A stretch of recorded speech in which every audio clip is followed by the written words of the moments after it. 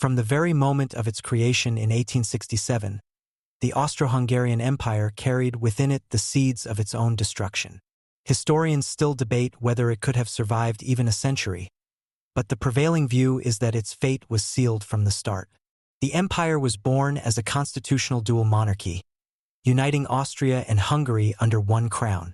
The Emperor of Austria was also King of Hungary, and the two shared a monarch, a common military, and a unified foreign policy. Yet, beyond these links, they were run as separate sovereign nations. Together, they formed Europe's third most populous state and the second largest by landmass, a formidable power by any measure. But power on paper did not mean stability. The empire was a vast, patchwork state of diverse ethnicities: Germans, Hungarians, Czechs, Slovaks, Poles, Croats, Serbs, Slovenes, Romanians, Italians, Ukrainians, each with its own language, culture, and aspirations. When Hungary secured equality with Austria in the dual monarchy arrangement, other ethnic groups took notice. They began to ask, if the Hungarians could gain autonomy, why couldn't they? For the moment, their demands were brushed aside, buried under political compromise and the desire to maintain the empire's unity. But these tensions lay just beneath the surface, waiting for the right spark. That spark came in 1914. The assassination of Archduke Franz Ferdinand, heir to the throne, by Gavrilo Princip, a Bosnian Serb nationalist, in Sarajevo, Bosnia, was not just an isolated act of political violence. It was the culmination of years of resentment, especially among the Slavic peoples, who felt oppressed and excluded from power.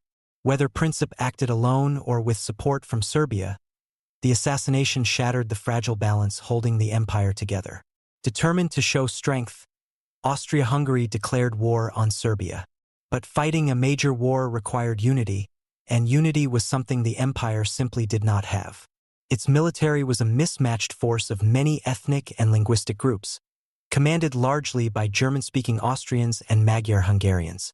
Many soldiers no longer believed in the imperial cause. The army was poorly funded, badly supplied, and undermined by the disloyalty, or at least the indifference, of its own troops. As the First World War dragged on, the empire's weaknesses became glaringly obvious. Nationalist groups within Austria-Hungary saw an opportunity. Their calls for autonomy grew louder, and the Allies began to support them. U.S. President Woodrow Wilson, in his famous 14-point speech of 1918, declared in Point 10 that the peoples of Austria-Hungary should be given the freest opportunity to autonomous development. This statement electrified nationalist leaders across the empire. Emperor Karl I tried to salvage the situation. He proposed transforming the empire into a federation of equal states, much like the arrangement between Austria and Hungary. Each major ethnic group would have its own autonomous kingdom within a greater imperial union. But by late 1918, it was far too late for compromise. Trust in Vienna had evaporated, and nationalist leaders wanted not autonomy, but full independence. By October 1918, the empire was collapsing from within. On October 17th, Hungary's parliament voted to dissolve the union with Austria. 2 days later, Hungary formally declared independence under its new prime minister, Count Mihai Karoli. The dual monarchy was no more. In the weeks that followed, the disintegration accelerated. Czechs and Slovaks declared the formation of Czechoslovakia. South Slavs sought union with Serbia to form what would become the Kingdom of Serbs, Croats, and Slovenes, later Yugoslavia. Poles reclaimed their independence. Romanians expanded into Transylvania.